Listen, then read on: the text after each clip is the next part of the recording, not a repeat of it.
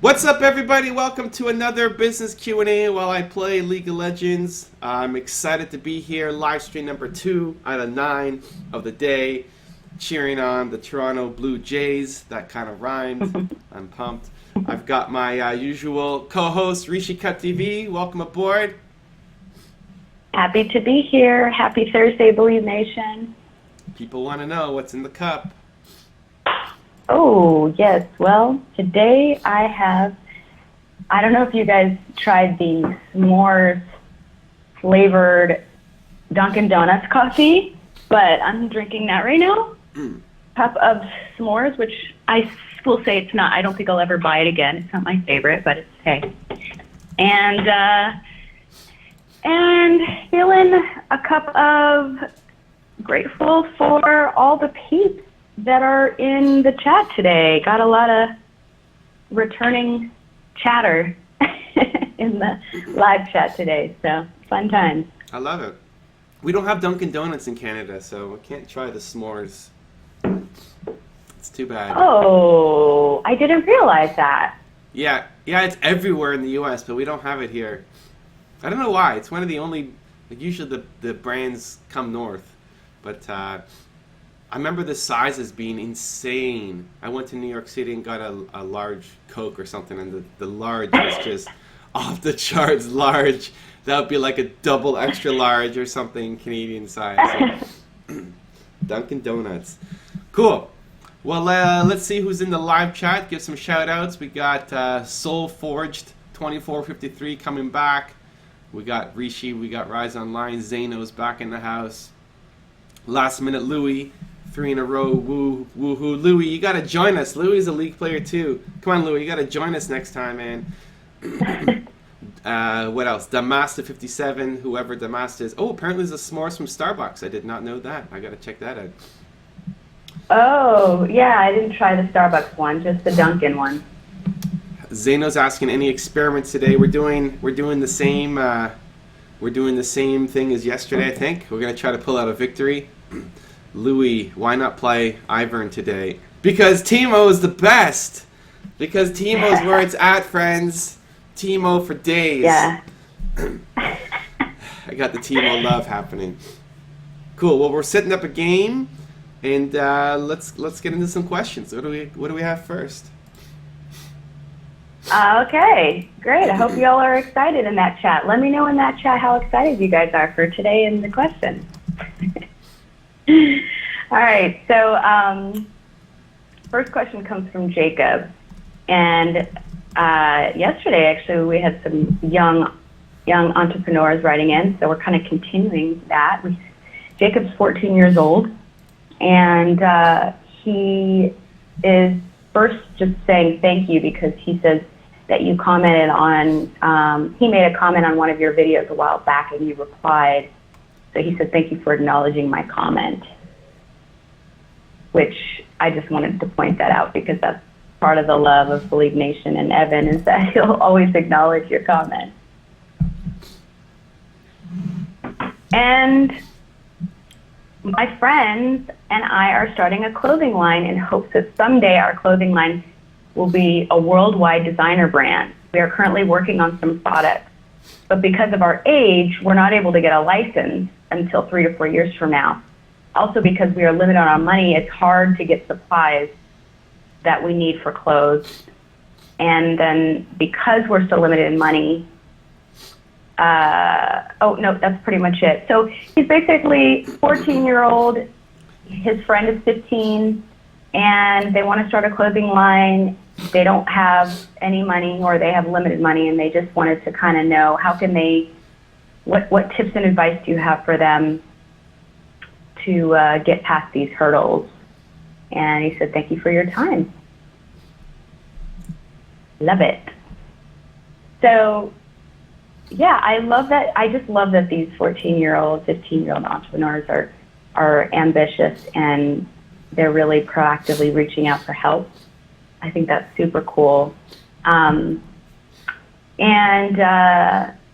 I know there are a couple, 2 that I know of, but maybe even more, videos on Evan's channel that address exactly this question. How do you start a clothing line with, little experience, no experience, and then no money.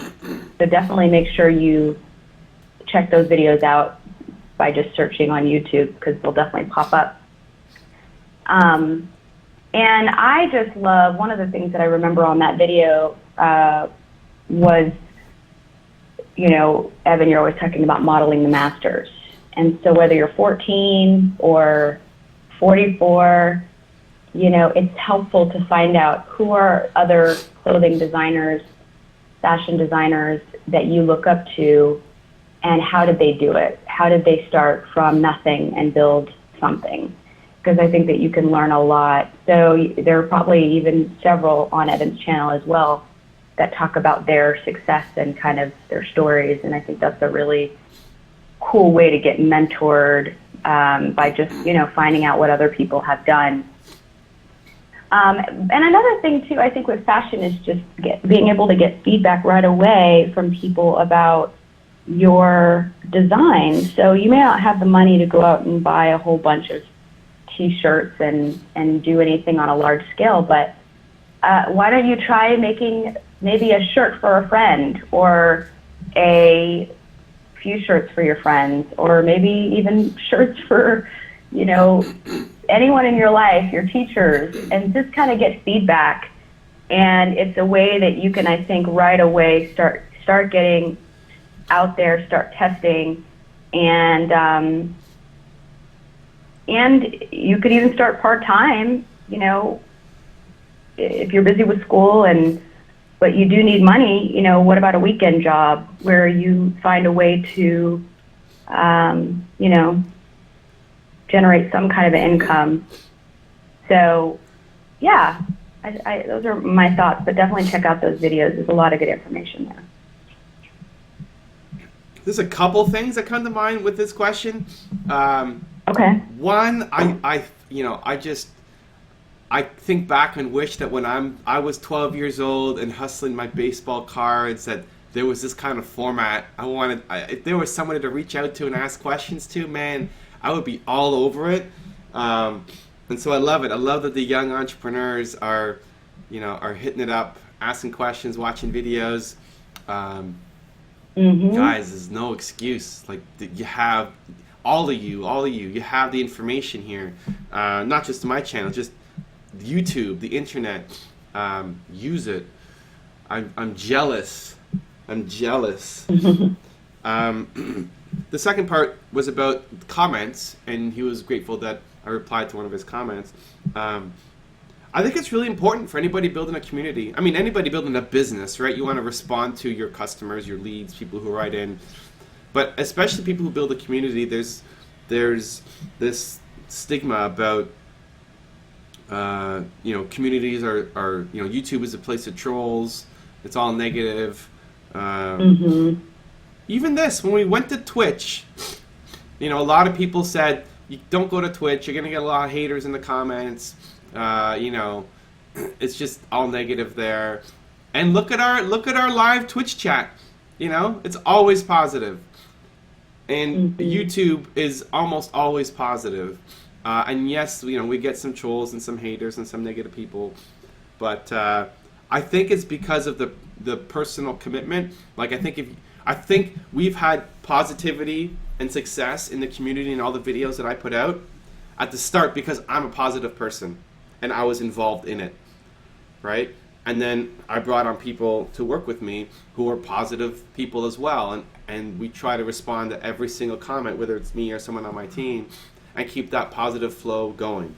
And so if you are creating something and you're trying to build a community up, and you're worried about negative comments and people being bullies and trolls, if you are involved from day one and spreading a positive message, then you're going to get positive people. And we might have the most positive community on YouTube, at least one of the most positive communities that I've seen on YouTube. And now we're just doing it all over again on Twitch. It just keeps happening. And so if you are involved and spreading that positive vibe, you're going to get positive people watching. And the people who are haters, they won't last long. Like if somebody joined our Twitch chat right now and started hating, they wouldn't last long. Nobody's going to react to their stuff. They're not going to get the banter of, yeah, Evan sucks or whatever it is, right? So they'll leave and they'll go somewhere else where that hate is more welcome. So anyways, just more a comment for those of you who are out creating and are worried about haters. If you're involved in the community, you'll build a positive one if you're positive. And now in terms of advice, I think there's two parts to it. One was the legal side. He said he couldn't get a license. And second was actually what to do. Okay, I'm banning the champion. I'm going to make sure I don't ban my Teemo this time. Good. For the license, I'm not a lawyer and I'm not American either, so I would just check your local area to see. But that stuff, you can't let that hold you back, right? Like, so start a business in your parents' name, or your older brother, or your uncle, or just find somebody to help you do it, right? That's going to be the least of your concerns, right? You're going to have tons of roadblocks, and entrepreneurship is about overcoming those roadblocks. That's what you need to do. So just find somebody to help you. If that's really a restriction, I'm not convinced that it is, but if it really is a restriction, then just find somebody to help you. The thing with fashion is it's so easy to lose money. It's so easy to spend all your money on product and then buy the wrong product and never sell out, right? And then you have 10,000 t-shirts sitting in your mom's basement. So to start, you have to prove that your designs work, and you have to know which designs are going to work. And so what I would recommend is using a print-on-demand service. Find the one that you like. There's tons of them online, and even a lot of local shops will now print on demand too. So that you're spending zero money at the start. You're only spending money when you're making money. Or you do a Kickstarter campaign or any of the other crowdfunding sources to show your design, raise the money for the t-shirts or whatever it is you're making. And if you don't raise enough money, you're not actually producing it. So you're not out. I don't want you spending money. Stop spending money. Go out and build, create an amazing design where I look at it and say, that's sick. Oh, hold on. Let me pick my champion here. Teemo. That design is sick. I need to have it. And I should be able to look at it and want to order it, right? And if I'm not your target audience, fine. But your target audience, you want to look at the design you came up with and want to order it, right? And so if it's a Kickstarter campaign, if it's print on demand, you test. You test your ideas, you test your designs, you test to see which one is going to work best. And then, people don't do it because you don't make a lot of money doing that, right? If you're selling a t-shirt on a print on demand service, you may make $1, $2, $5 a t-shirt instead of $20, $25 a t-shirt. But you're not looking at the fixed cost, right? You're not looking at that big order that you need to place to be able to get those t-shirts coming in. So it's much better to do print on demand or Kickstarter crowdfunding source to make sure that your design hits, because most of them won't hit, right? You're going to experiment, just like a singer's first song is rarely going to hit, a YouTuber's first video is rarely going to hit. You're going to have to experiment until you find a design that works. And once you find one that's really taking off, you could pull it. You could pull it from your print-on-demand service and say, you know what, we're getting enough interest in this. I'm going to go out and buy 5,000 shirts and start to sell this. But you're able to do it because you have money coming in. And so that's what I would focus on, and hopefully that helps. And I want to see your designs too. Maybe I'll wear one. Nice. That's what I got. Yeah, and Rise Online provided a link to printful.com. I think that's in regards to printing on demand. All right. I see a bunch of coffee chatter happening in the Twitch live stream. They're not paying attention to us. They're just talking coffee. Basically. It's all good. All right, what's next? Who do we got? All right. Cool. So next question is coming from BF Williams Jr. And BF is asking, he says, there's one thing Whoa. that has bothered me as of late. I have crazy ping. What is going on? Oh, Pain? Ping. It means that I'm gonna, if I don't, something's happened with my internet. Maybe we're uploading a video or something. Oh, that looks better. Okay. I don't know if you see this number. Maybe. Oh, you're gonna be delayed. Usually the ping. I don't know what it stands for. I don't know. The techies here will know what it stands for. But usually I play around, 30. It's usually 30 ping. Where if you go higher, it means everything else is delayed. So you're delayed in how you see the game going on and your own moves as well. And I was at like a 200 ping, which means I would click and then like 2 seconds later my guy would move. So it's dangerous, very dangerous if you're playing one of these kind of games and you have high ping. But we're good. Okay, so yes, back into the question. Okay. So so he's basically saying there's something that's really bothered him, and he is coming to you because he knows you have experience in this area, but he's dealing with a really difficult breakup. Okay. And he says, I know that you mentioned your divorce early on in your channel, and I appreciate the vulnerability. Is there anything you can share with your viewers to get over a bad breakup when you really cared about the person? I mean, something beyond the classic cliches we hear so much about. There are more fish in the sea, it's their loss, etc. I know there are several similarities in matters of the heart when it comes to breaking up and also entrepreneurship. So I figured I'd ask you. I don't even have the heart to try another relationship right now. I'm stuck looking into my rearview mirror. My ex is engaged to be married 10 months after we split. She didn't waste any time. Doesn't seem like she grieved like I am. On to the next. Looks like she's the one that should be the entrepreneur.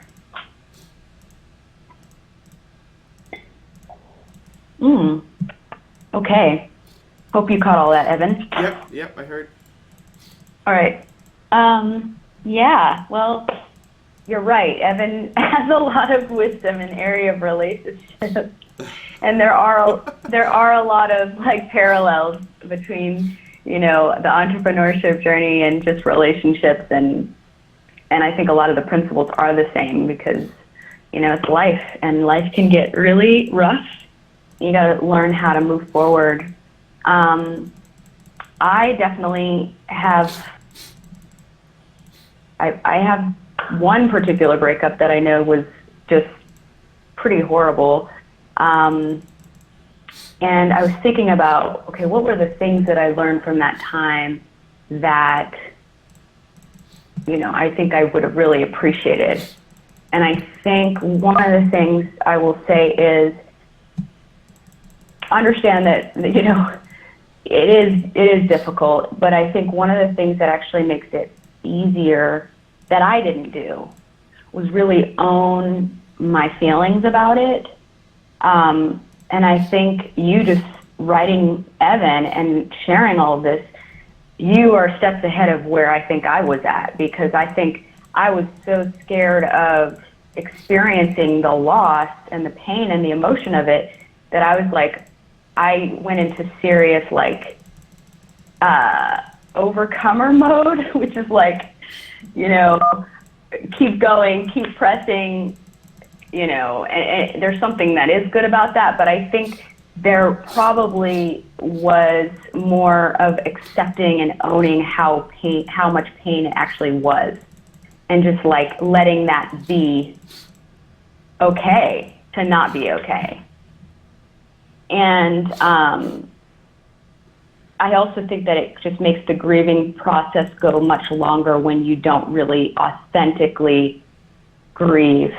So if it hurts, okay, like own that it hurts and just sit in that, and accept it. And then I think you can actually move past it quicker when you actually just own it. The other thing I'll say is that I think it's really helpful that if you can't get a counselor, just have someone in your life that will be able to support you through it.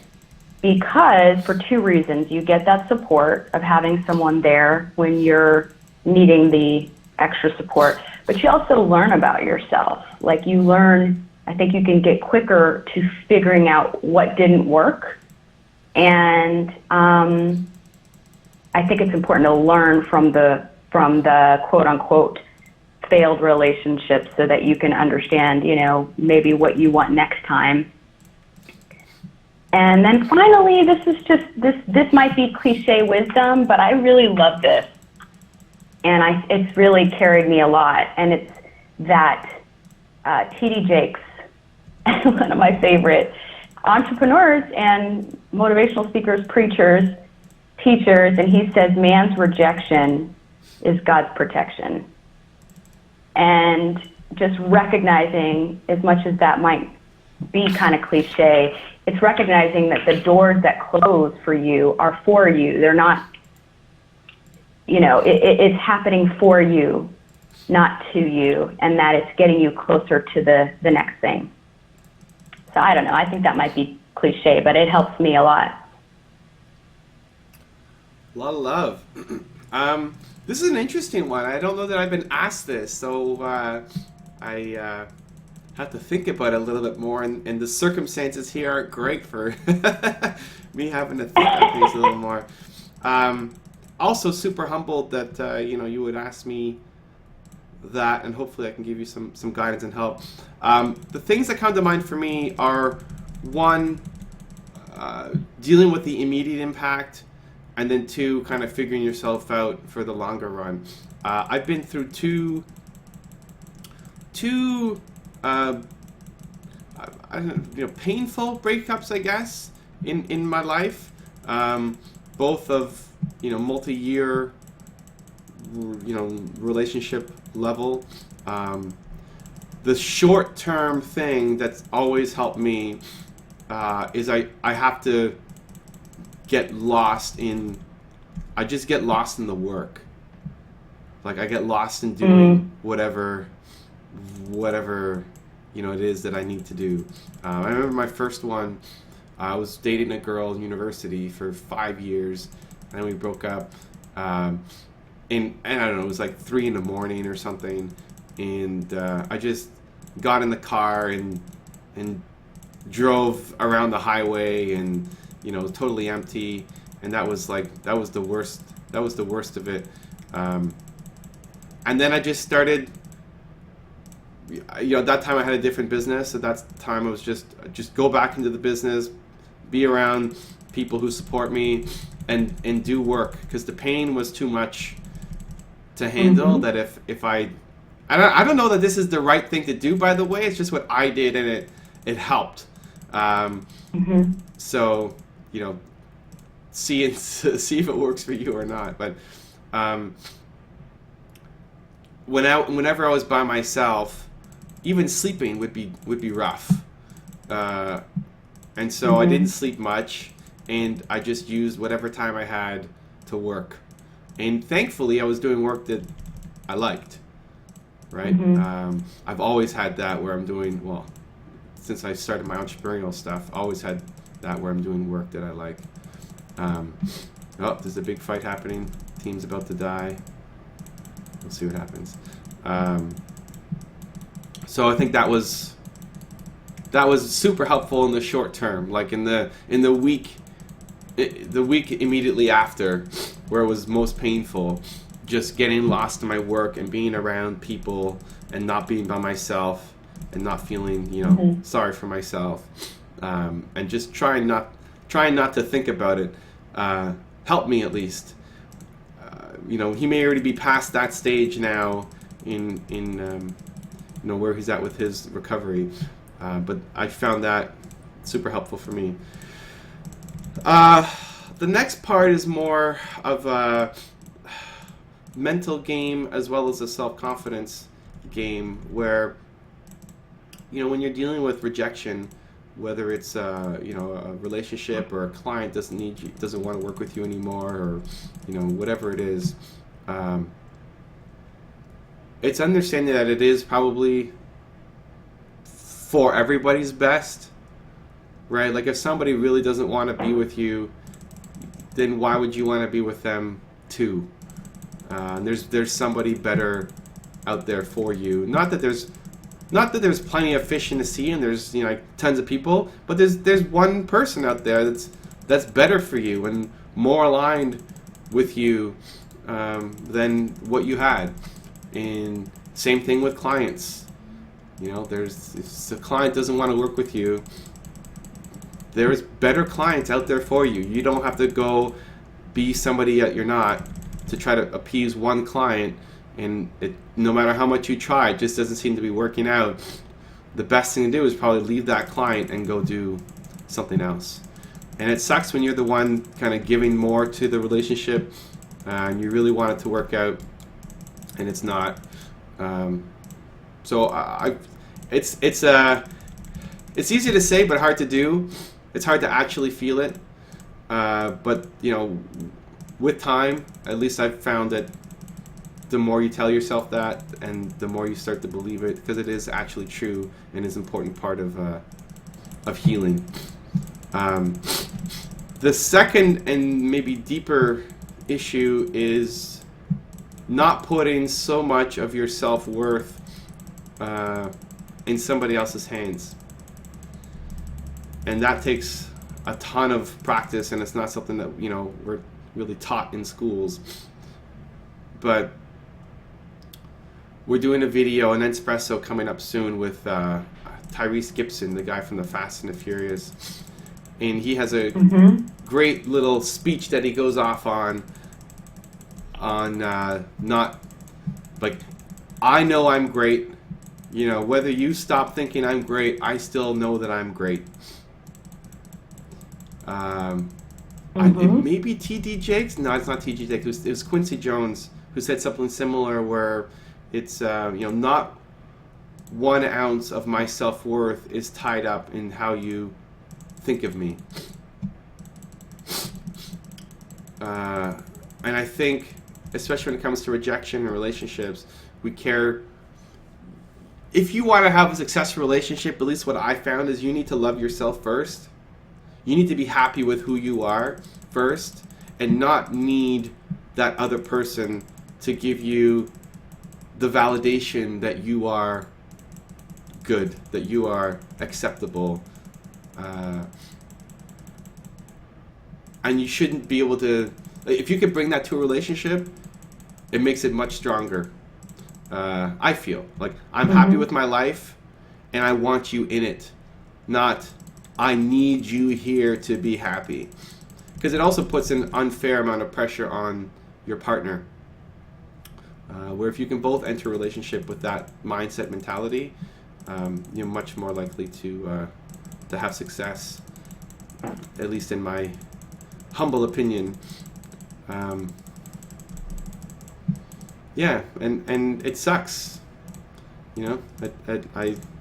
I feel the pain, and for me, the second one with my divorce, I had Hayden too, right? So when there's kids involved, it's you always want to try to work harder to make sure that it works out. But I'm also so much happier with Nina. But before I could be ready for Nina, I had to love myself more. And I was actually holding myself down too much in my past relationship. To try to make the relationship work, I held myself down from what I could be. And it's not a knock against my ex-wife, though she probably felt the same way, to be honest. And it's just a case of two people not being the right fit. So those are my thoughts. Good luck. Nice. Yeah. I think just what's so hard about breakups in general is that, like, some things are just time too. You know, you can't like do anything about the fact that some pain just doesn't go away. You can't do anything to just take away the pain right now. I think that's just one of the things that's so hard about it. But great advice. We got a question from the chat All right. for ya. Yeah, and let us know how the game's going. Okay, that's what they wanted to know. How's the game going? No, I was asking as I was getting the question. Oh, the game. We're 3-5. I'm getting some rage from my teammates for not helping out more.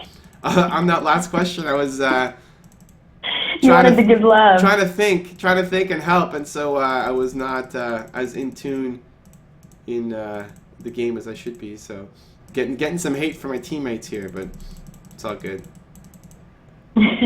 Okay. All right, we got a question from C. Ruthert, and I actually don't know if C. Ruthert is a girl or a guy. Sorry if I'm thinking it's a guy. And he says, Evan, should I focus on websites only, or should I make a website, Android and iOS app? So let me read that again. Evan, should I focus on websites only, or should I make a website? This is from, Android. This is within our chat? Mm-hmm. Okay. I don't really get it. Should I focus on websites only, or should I make a website? And then he says Android and iOS app. Oh, okay. So should he make websites or should he make apps? I think that's the question. See, rather, if we're wrong about that, let us know. Okay. What do you I think you better answer this one. Oh, there's no Rishi. This is Rishi Cup perspective. We need the Rishi perspective. I think the main thing is I want to know. I think I'm not fully sure still on the question, but what do you want to do, C. Ruther? Tell us a little bit more about your business and what do you want to do? Listen. Oh, okay. Here he says. Yep. He says, should I make a website for all devices, or should I make a website, Android and iOS app? Oh, so an app or a mobile site. Sounds like if you do an app, like does it make sense for your business to make an app, or just do a website that people can access from the different platforms? Oh, that's so great. Okay. Yeah, go ahead. That's my take on it. I think it really just depends on what the behavior of the customers are. I think you definitely need a website. I would start with if you're promoting a business, so whatever, I don't know what the business is, but assuming he has a business, if you're promoting a business, you need to have a website so people can find you. And from there, are people going to then install an app? Does it make sense for the behavior of the customers to use an app or not? Maybe it does, maybe it doesn't. Toronto Dance Salsa, we have a website, we don't have an app. Could we use an app? Maybe. Would people use the app? Maybe. I'm gonna see if I can help Jay. Oh, Jay got a kill, but he died. All right, I was too late.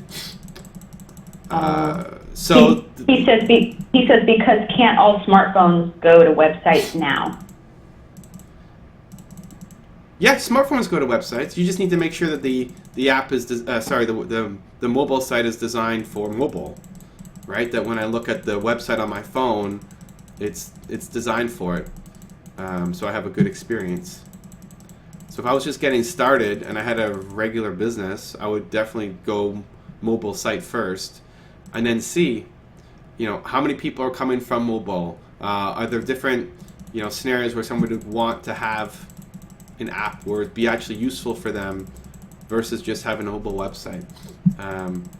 And if you don't know, then I would definitely start with the mobile site and then see what the feedback is, and then move to app if needed.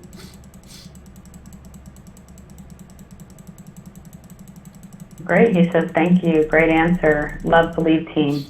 No problem. Thanks for the question. I like the live responses there. It's good. Yeah, Rise Online says it's all about providing value. How is Rise Online playing and answering questions? I don't know. How are you? Well, yeah, I guess I have a split screen, but I think he's playing off a laptop. But I'm feeling it. Cool. Well, we've got another question in the chat. Okay. Soulforged 2453. What is the goal of a business and or website? For what? Oh, are you? I think he's actually no. He's not giving a question. He's giving value. He says, "What is the goal of the business or website? What market is it?" Yep. So I think he's just giving value. Nice, Soulforged. Way to give the love. I love it. All right. Next question is coming from Alexander. And Alexander says, hey, Evan, I just wanted to take a moment to thank you for what you've accomplished in your life. I'm really proud of you as a Canadian. Canada love. Thank you, Alexander. He's from Quebec All right. City, and he says, you make a great job for my life. And I would like to know what kind of software you use to take short parts of other videos to make your top 10. So do you use a particular software to create all the different footage for the top 10 videos? So for me, I started off doing, like, right now the short answer is I have an editor. And actually, since the top 10, I've had an editor. I haven't done a single one of the top 10 myself. So yeah, that's the short answer. I started off on this YouTube journey, you know, as I've said lots of times on my channel, I hate spending money until I'm making money. So I started off doing everything myself, and you know, I sucked my way through it. I used Windows Movie Maker to start, and that was a good start. It's easy to use, so if you're you know, total noob at editing, it was super helpful for me. I moved to Camtasia, which was a little bit, well, a lot of bit more complicated, but also gave more functionality. So that took me a while to learn. And as I was just starting to figure that out, my YouTube channel was starting to make me some money. And the first thing I did was hire an editor, because it was what I was least interested in. I was least good at it, but most importantly, I was least interested in it. Because if I was interested but sucked at it, I could get better. If you're interested in learning something, you'll get better. You just will. Oh, I'm in the fight there. Okay, I'm out. But I didn't want to get better at it. You know, it wasn't on my bucket list to be a better video editor. So I stopped and I hired that out. And once I started doing the top 10s, I already had an editor. So yeah, I don't know that I can help that much there, but you could do it. You could do it within Movie Maker. You could do it within Camtasia. You know, what do you use, Rishi? I use iMovie. Right, you're on the Mac. Yeah, and I think, do you have to have a special license when you are utilizing footage from other videos? Is there a special license you have to have for that, or how does that work? There can be. It depends. Depends on the source. Some people really care, and some people don't. So some people, you know, it's just special arrangements that I've made with them. So I don't know what he wants to do. If he's just going to go like randomly out on YouTube and take videos, or what the plan is, but just make sure you're not infringing, Alexander, because I also know that YouTube will definitely, well, I don't know how much they really check that stuff, but I know they say. Well, it also depends what your goal is too. Like if you're using third-party music, for example, expect to never get monetized. Like you'll never be able to monetize the video and make money from YouTube. Monetization has never been my main goal, though, right? Like I started doing this for myself to learn, to have deeper knowledge about entrepreneurship, and have a better environment for myself. And I share that. And a lot of the videos we don't make anything from, but it's fine. Like the short-term monetization is not the goal of the channel. So. Right. Nice. Yeah, Zeno said, I started with Windows Movie Maker, moved on to Sony Vegas Pro, and now it's all Adobe for me. Cool, Zeno. Thanks for the value there. Cool. So next question comes from Joseph, and Joseph actually doesn't have a question. Joseph says, hey, Evan, how are you doing, my friend? I'm awesome, Joseph. I'm feeling the love. How are you guys doing? I love the question. That's a great question. Occasionally we get a comment, something like that, just to, hey, how you doing? I like that. I like it. Thank you, Joseph. I'm rocking. How you doing, Rishi? I'm doing great.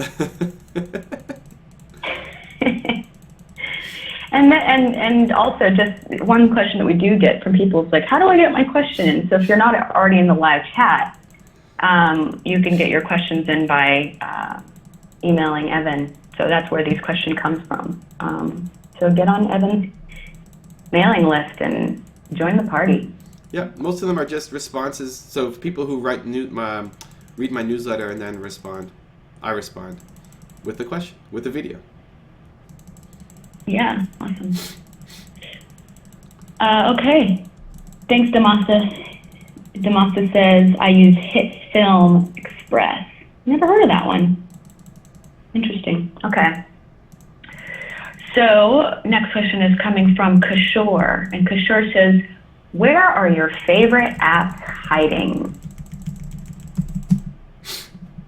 Where are my favorite apps hiding?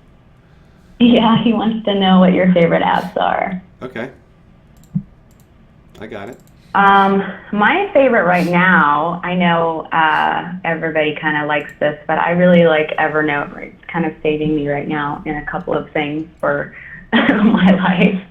And then I'm kind of excited about this. I just recently started using an app called Cup.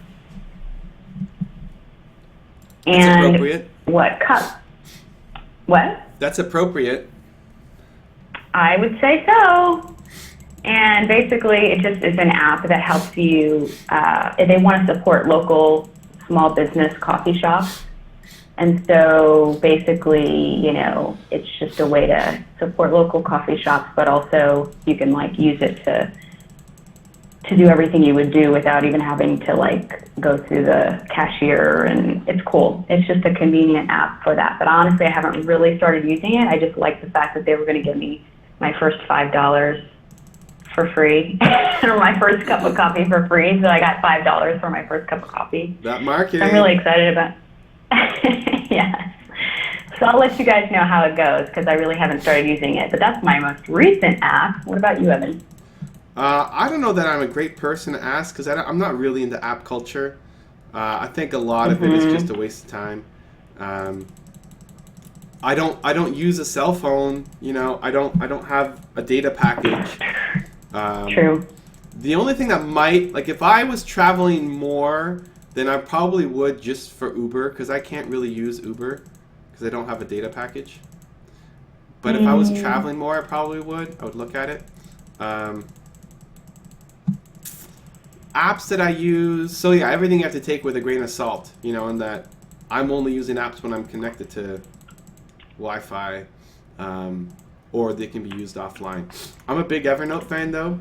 All my notes are in Evernote. For all my projects and meetings and ideas, it's my external brain hard drive.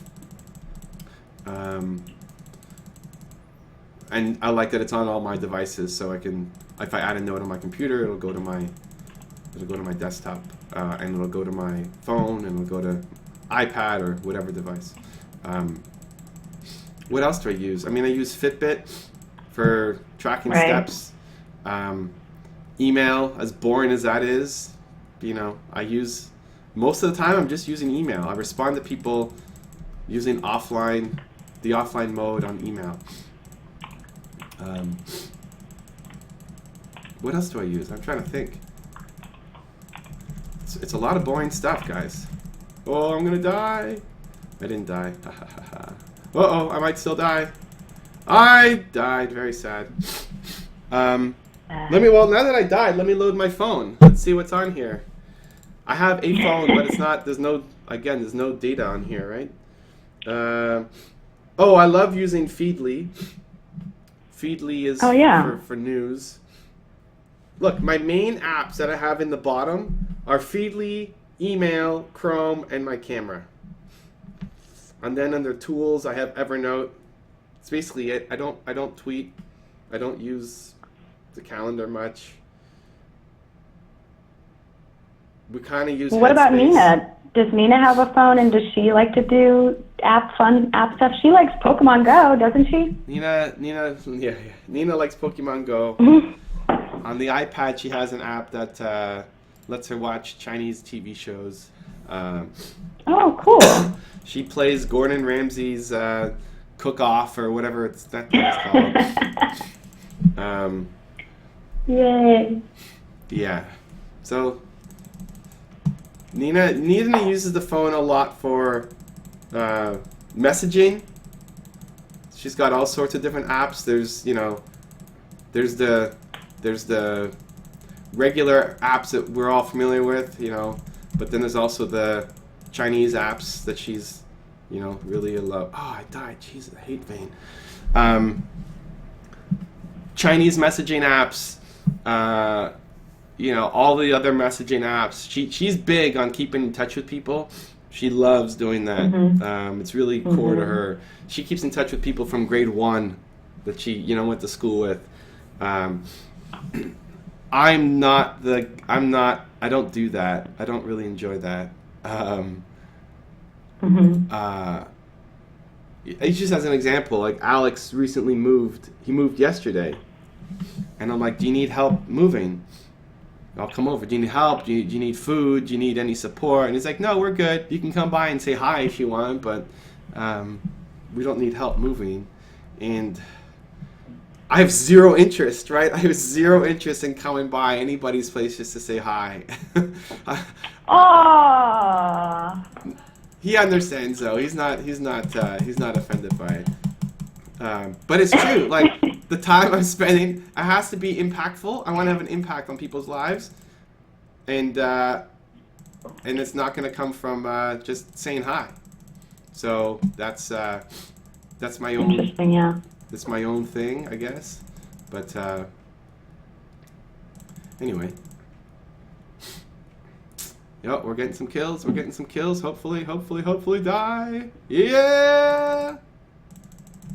Nice. That's like my favorite thing in the world is like to come over just to say hi. Yeah. But I will do way more than most people on everything else. Right? Like, I will show up. I will buy you pizza. I will work. Like, if you're struggling, I will cancel all my plans to come and help you. Yes, I know this is true. I will put my business at risk. Put off things that I need to do to help the important people in my life. But I won't come by and say hi. It's why I hate most weddings, you know, most corporate functions, all that stuff, because my presence doesn't really matter. You know, like, you know, when Alex is going to get married, I'm going to go to that. When most people get married, though, when you're like one of 300 people and nobody really notices if you're there or not, that drives me nuts. It's because I value my time. I have important things that I want to get done in this world, and so I get frustrated when I'm not using my time well. And I get that might be offensive to some people, but I try not to. I have to explain it. I'm not offended by it. It's fascinating to me because I think of also there's this particular kind of like a personality test if you just want to generalize it. And one of the 7 life languages, which if you guys have seen that video on my channel, like there's the mover, and the mover is like an example of a mover would be Mel Gibson in Braveheart. And like he's just like, I need to like lead the nation. And that's all movers want to do. They just want to make an impact, get it. They're go, do. And so I'm always wondering what your highest life language is, because I'm assuming it's a mover. But it makes sense. So it's not offensive when you know that, you know, different people have just different, we're all different for different reasons. So it's kind of cool. All right. Okay. What was the original question that we were answering there? I don't even remember anymore. That was your favorite app. Ah, right. Yep. So, next question is coming from Katungi. And he says, how does one make money on YouTube? So, yeah, that's a question that we also get a lot. There's several ways that you can make money on YouTube. And I think we've talked a lot about how the monetization by being a YouTube partner, you know, that's an option for you, but don't expect to make money anytime soon. And I think some of the other answers that I've typically given have been about, you know, you could do, now I can't think about it, affiliate marketing, you know, there's just so many ways. But one thing that I don't think I've ever mentioned that I think is important is, you know, you could think about selling courses online. We've talked on this channel a lot about service-based businesses being a great way to generate cash flow sooner than later. And so I'd be thinking too, if you like the idea of teaching or giving information, that's another way too that people have used YouTube to get money. But there's a lot of different ways, and I think they're as diverse as there are YouTube creators.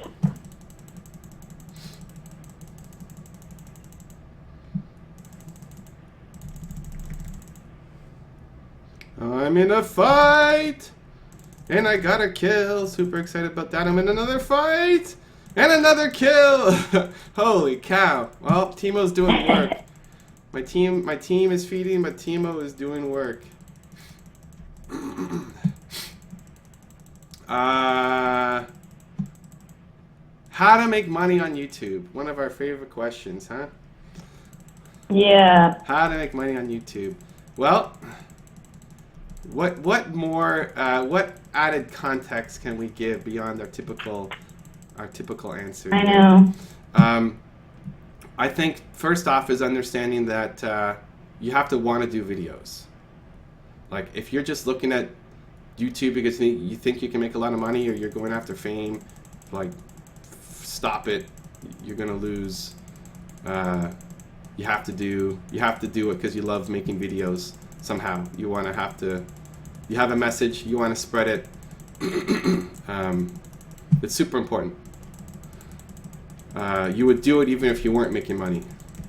where that is definitely not the mentality and approach of most people who are trying to make YouTube videos. Whoa. I'm fighting. Am I doing well? Am I going to get this guy? I think I'm going to get this guy. Ha! Nice. Timo is doing work. I am 13-3. So I'm doing some serious work on this team. Okay, let's get to the question. So yes, you got to have to want to do videos. You have to, feel it in your bones. You got to want to make the videos even if you're not making money. And that's where most people don't do it, right? That's where most people are, they fall down, right? Most people are in it for the wrong reasons, and so they don't get to the success. For the 1% chance that he's actually trying to make videos for the right reason and really, has a passion for it, then the best way to make money is actually not going to be through the advertising platform. You have to see yourself as a brand and all the things that brand could potentially build. And so, most of the money that I will make is not just coming from YouTube advertising, but coming from the deals that I'll close. And I'm leaving a lot of money, short-term money, on the table as well. I'm not, I have my book coming out and I'm talking about that, but I'm not pimping out other products that I could be pimping out. I could be promoting and marketing and trying to, short-term cash infusion if I needed it. But I'm focused on building a brand that will last. I'm focused on trying to get people to see me as somebody who's really interested and invested in helping them build something important. And hopefully with that, comes a lot of future opportunities. Working with brands, getting other product deals. Let me kill him! Oh, we both killed each other. Very sad. So that's where I get a lot of my the bigger money, right? Making brand deals, book deals. If you get into clothing lines, your own products, you look at the big YouTubers where they're making their money. It's some from the monetization of the videos, but most of it's coming off of YouTube somehow. Tim, who everybody's a big fan of, Tim Schmoyer, he does a regular kind of update of how he's doing, and the biggest income source for him is his courses. So he has these courses that he sells, and that's where he makes the biggest majority of his money. It's 50% or something of his revenue. So people kept asking him, how do I have success on YouTube? And he has his videos, which makes some monetization. But I think YouTube monetization for him is somewhere in the teens, like percentage-wise, something teen percent. So it's not a big chunk. And then it comes from providing services, doing coaching, right? I don't do coaching, but I could. But that's where it's from, providing coaching services. Oh, I bought the wrong item. Very sad. Very sad. But really, chances are you need to work on actually caring about video, doing this because you love doing this, you do it regardless. And if you don't have that, then you're not going to have the success you're after.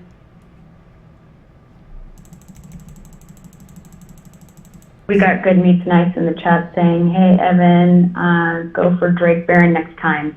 2 to 3 enemies are dead. Thank you. The next time 2 to 3 enemies are dead. Thank you for that love. I appreciate it.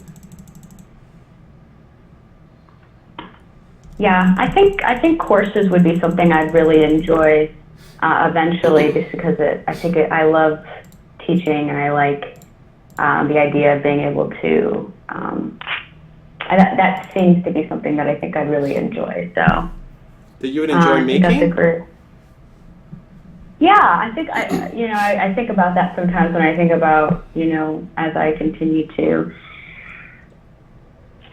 solidify, the service and the value that I want to provide. I think I really enjoy courses. So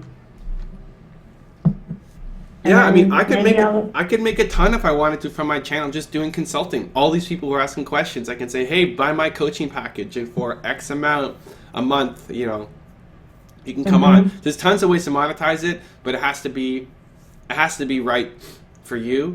And as you grow, as you gain an audience, there'll be lots of opportunities that open up. A lot that I didn't even think of. I didn't think I'd make any brand deals. I didn't think a brand would want to hire me because I tell people to go start a business. So what brand is going to want to hire me to to come and talk? Because I'm going to tell their employees, go start a business, right? Let me save Jay. Oh, he's out. Okay.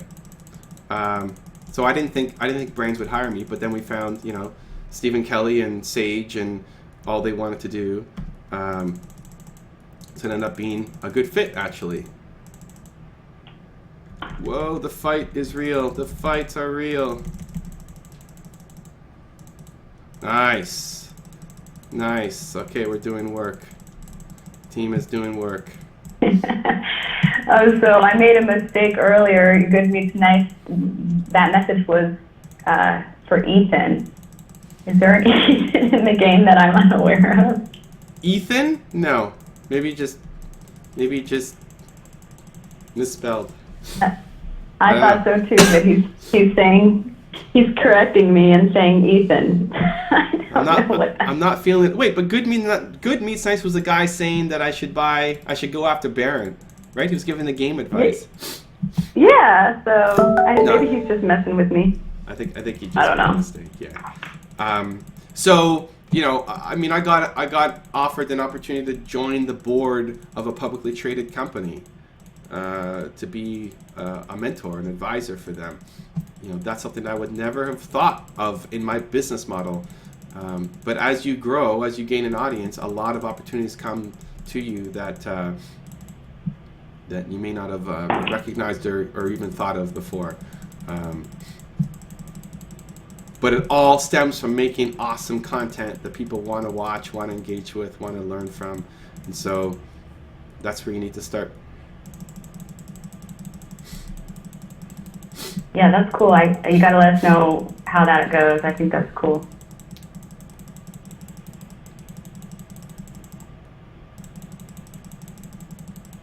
Alrighty. Yep, let's do it. Next question comes from Rocio, and Rocio is asking, I'm looking to venture out as an entrepreneur. I love acting and public speaking and train daily for this. But like anything, we need to make money. I thought of different ideas such as social media marketing and coaching, but I'm having a hard time starting this.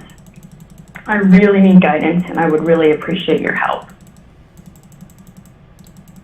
All right. Another concerned money question.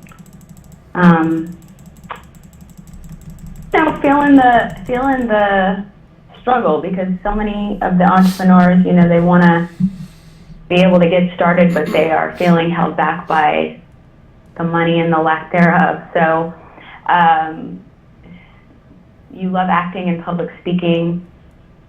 Definitely lots of, if you're going to go out there and just look for a job, there's definitely lots of jobs that could utilize your love for acting and your love for public speaking. So I think it takes a little bit of time on your part just to kind of get out there and search. But I also found an article in Entrepreneur that was called The 5 Jobs Every Entrepreneur Should Work Before Building a Business. And, I love the advice, get a job in the field or in the industry that you want to build a business in, because it gives you the knowledge and the experience and you'll love what you do. But I thought it was an interesting article that you may want to also check out, because it lists 5 jobs that just basically give you some of the practical skills for entrepreneurship, which there's definitely value there. One of which was, hey, work at McDonald's. Why? Because you learn how to work in a high-pressured environment where you're learning how to multitask. You're learning how to just basically sink or swim in an environment that's high pressure. But anyway, the article's called 5 Jobs Every Entrepreneur Should Work. Another perspective that we might not talk so much about on so far. So the question again was, he wants to act, but isn't making money from acting, and so now wants to find ways to make money and is looking at social media as a way to do it, like social media consulting or something? Yeah, his passion is to be an entrepreneur. He says he loves acting and public speaking, but yeah, he's feeling like, I need money at this point, and he's trying to figure out ways of making money, social media marketing or coaching or things that he's thought of, but he's just having a hard time starting and would like your guidance. Got it.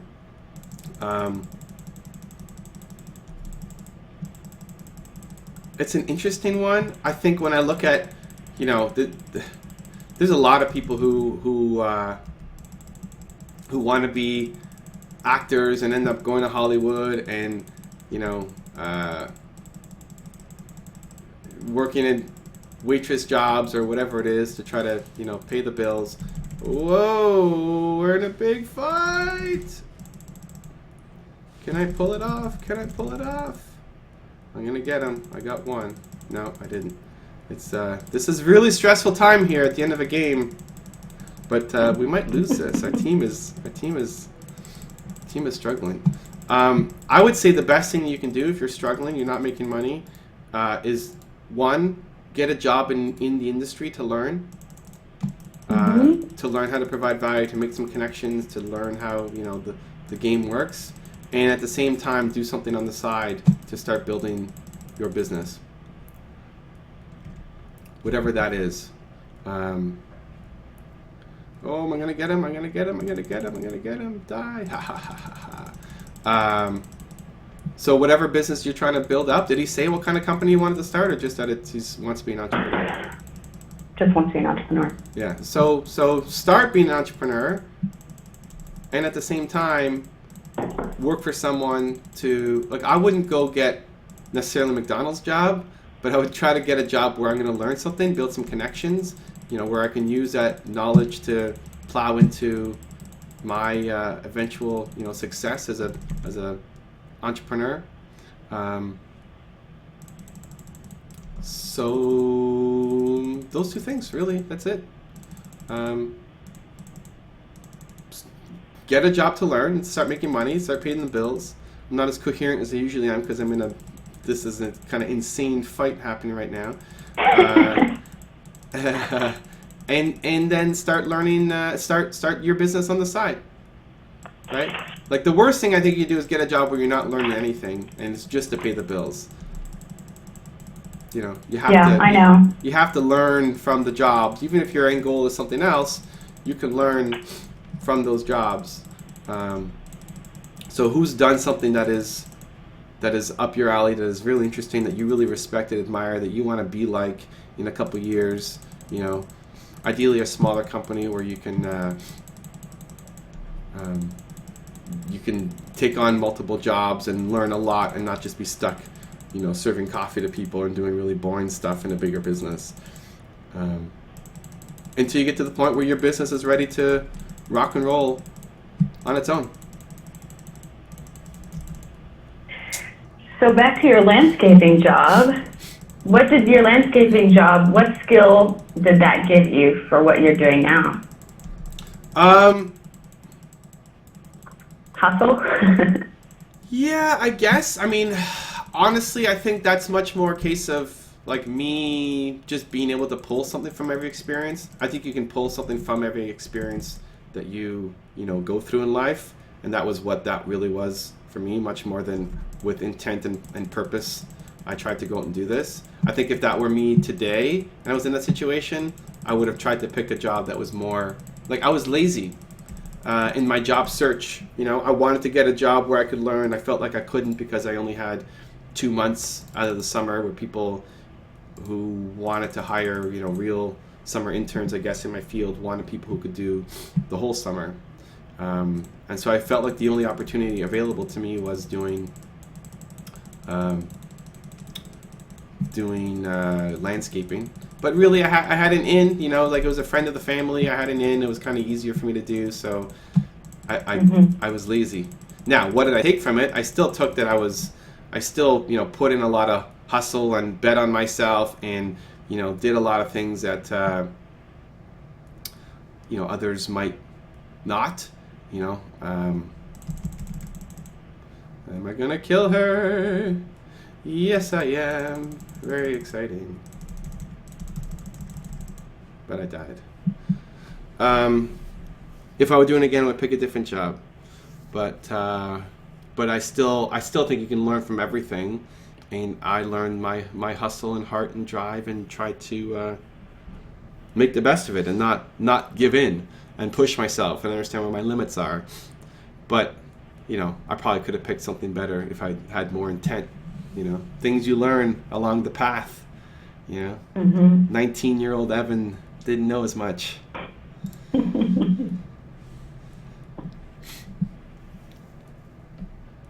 Oh, looks like the game done. Nope, it's close. So the next big fight, somebody's gonna win. It's close. Okay. Yeah, just so I don't know if you know this, Evan, but there's always, even with great Wi-Fi, there's always about a 15-minute delay from me on my end. So sometimes I'm like, oh, maybe I don't know what's going on after all. All right. Next question is coming from Fatima. Fatima says, I hope you are fine by the grace of God. I am 22 years old. I am doing bachelor's in textile and fashion design, and also doing a job with a Pakistani diplomat. My salary is 25,000 rupees only. I want to do so many things in my life, but my salary is so much less, too much less. I want to open an old house or orphan house, but I have no idea how I can fulfill I don't know I can fulfill this wish. I need your guidance. So, all right. And how much is 25,000 rupees? I don't know the conversion. Does anybody know? Because that's not a money conversion that I know. But anyway, I know clearly she's saying it's very little, and she's wanting to do fashion. And I guess the answer is kind of similar and could be applied to our earlier young entrepreneur who is a aspiring designer and no money. Again, I'll just say check out for sure the videos on Evan's channel about this very subject. There are at least 2 that you could go ahead and watch. But I think too, another thing that is, especially with fashion or with clothing, there's so many opportunities for a global market where you can start, you know, something online.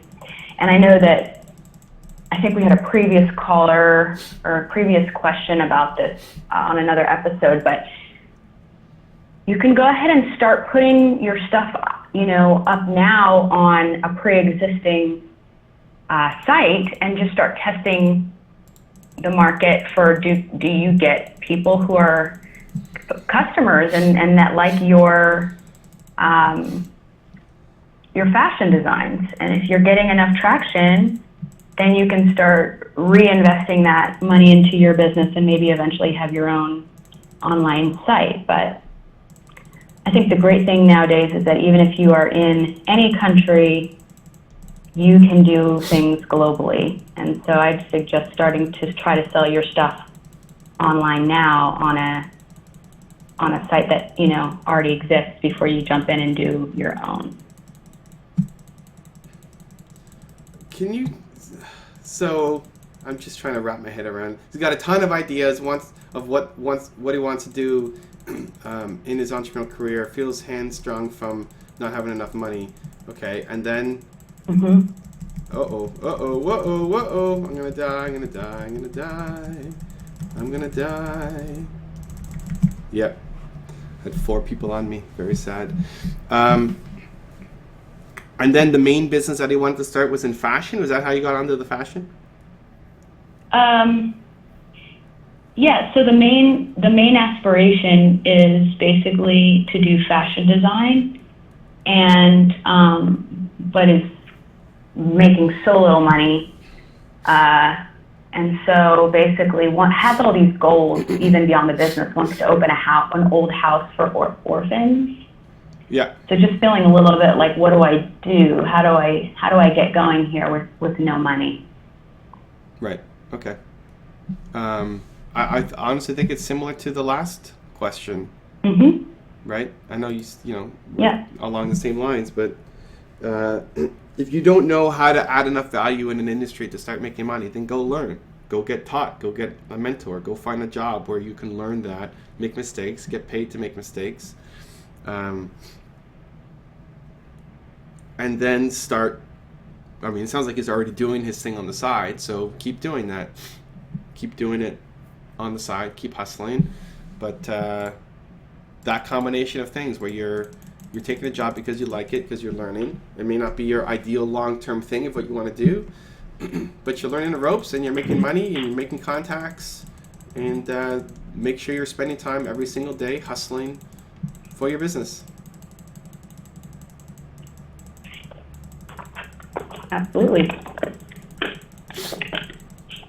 I remember that we had another fashion designer from India in one of our previous episodes that kind of had a similar struggle, and I'm going to look for that episode now, but while I'm looking for the next question, I'll hopefully get back to you on that one. Fatima. Cool. All right. Next question is from Kendall. Kendall says, "Hi, Evan. I love all your videos, especially the ones on famous movie directors. All right. They're really helping out people, and you're talking a lot about having passion, having a niche, and my passion is talking about movies. I want to do a movie review channel. Since it's a crowded space, I wonder if I should focus on a genre or subgenre of film to talk about and review on my channel." All right, cool. So I would love to watch. I don't think I've seen any movie channels out there. It's not that it's not there, I just haven't come across any. But I actually love movies, so I would want to check out your channel. But I think one of the things that I said yesterday was, how do you see the world differently, and how is your perspective different? Because we've talked so much about how you have to differentiate yourself, and part of, I think, what taps into that is thinking about how is your perspective different, because the way that you watch movies, the way that you see movies is the one thing that can really differentiate you from everyone else. So I would just say, Kendall, pay attention to the very subtle nuances of how you see the world differently. And I'm thinking about your interview with Chase Jarvis too. He tells his photographers, like, what's that picture that only you can take, you know, and try to figure out what that is. And I think everybody has that ability to have that spin on something that is uniquely you. So that's where I'd start, Kendall.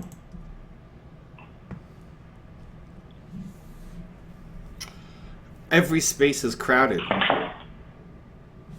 Mm-hmm.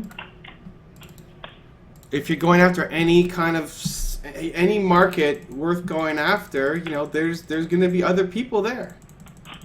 Every space is crowded, but there is always room for quality. Always. You know, if you're a fan of the YouTube channel, you know, I wasn't the first to do this. I wasn't the first guy on YouTube. I joined late to the party, but I'm having as big an impact as I can.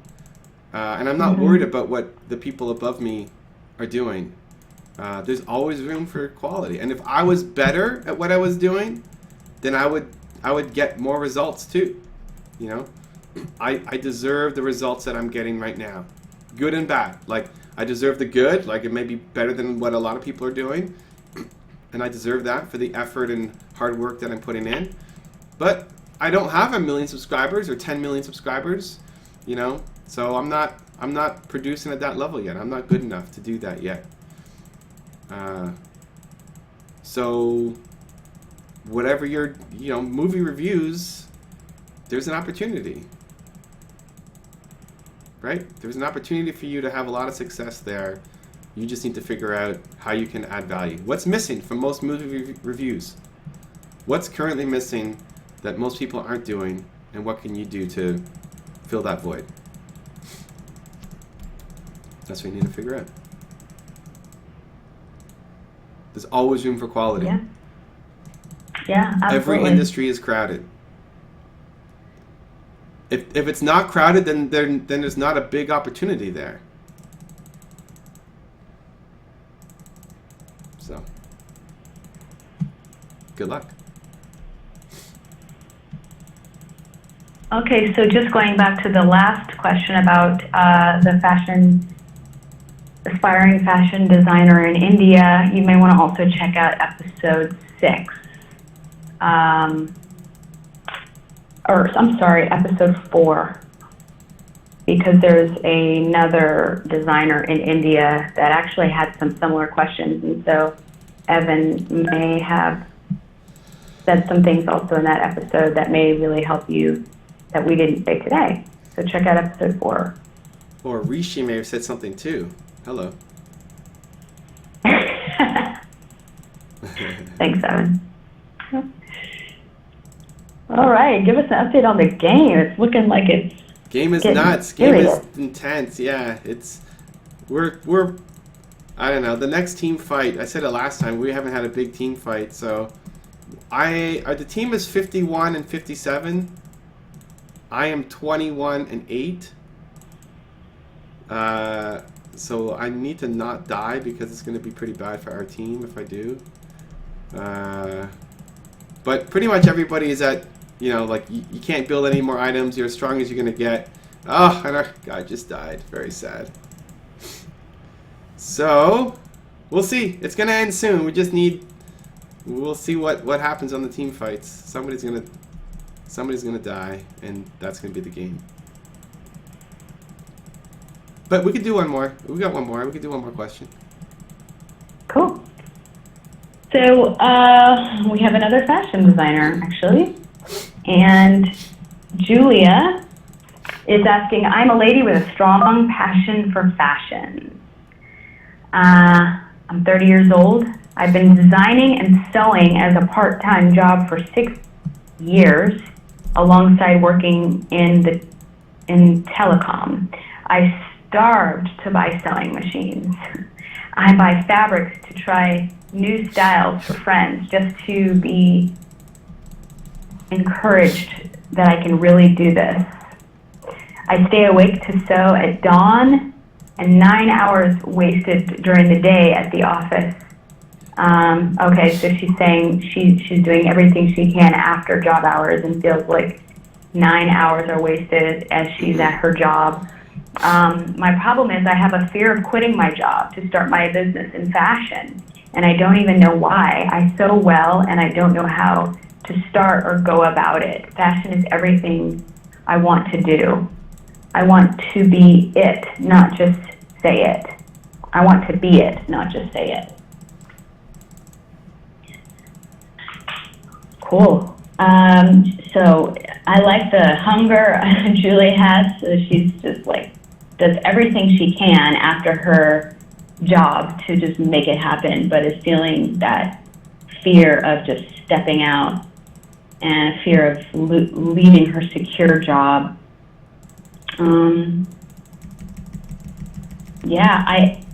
It sounds to me like she's already positioning herself to transition well. She's doing everything she can outside of the job and is, making outfits already for her friends. And so I guess, Julia, you don't have to just jump out of the ship and go from having a job to absolutely nothing. What is stopping you from generating income right now? I don't know if you're just kind of giving your clothes at this point or if you're actually selling them, but can you start doing something where you can regularly start generating income for your designs, and little by little, as you build up, your business, jumping out of the ship of quitting your job won't be so scary.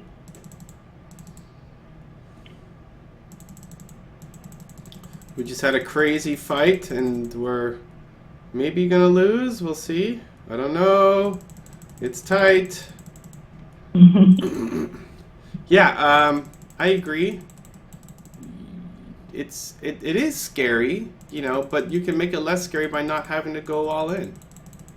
To Rishi's point, it doesn't have to be something that you just jump off the cliff and quit your job and you lose all safety and you just go out and do it.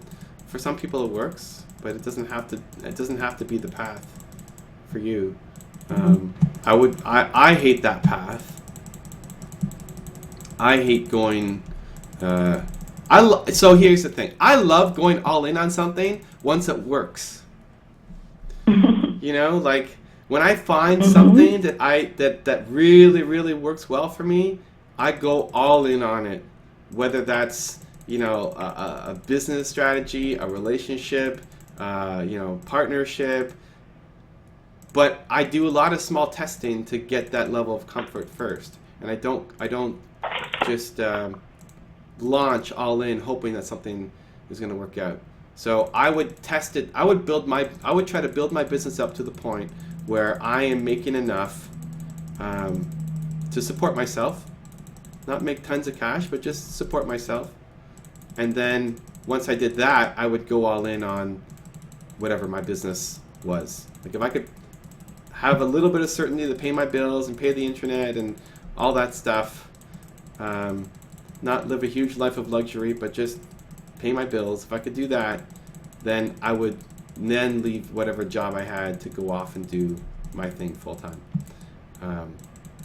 So that's how you balance it. Sounds like you're ready. And it can be frustrating that you're not, that it takes time to go out and actually do. But that's the plan. I think you can do it. And we just lost. GG.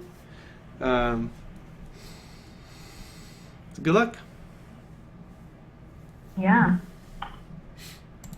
All right. Wow, that was a heck of a game. That was a long game, man. That was a long game. Let's see how we did. I went 22 kills and 8 deaths. I got an S plus. And our team, everybody else on our team had more deaths than kills. So that's usually a good recipe for losing. Anyway, good times. We got some great questions in. What's the Rishi word of advice to close us out on?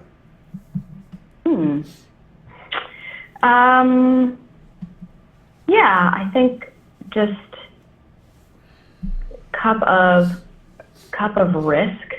And what I mean by risk is I think people think that entrepreneurs are like just jumping off of these cliffs and doing crazy things. But like you said, Evan, you first figure out what is working, and you're minimizing risk by thinking smart about it. So doesn't have to be one or the other, all or nothing. Just take it easy. Feeling the love. Feeling the love. Well, thank you guys so much for watching. I'm going to get ready for some future live streams coming up today on the channel. 7 more to go. But if this is the last time I'm seeing you today, have an awesome rest of your Thursday. Continue to believe or cup or rise or whatever your one word is. And we'll see you soon.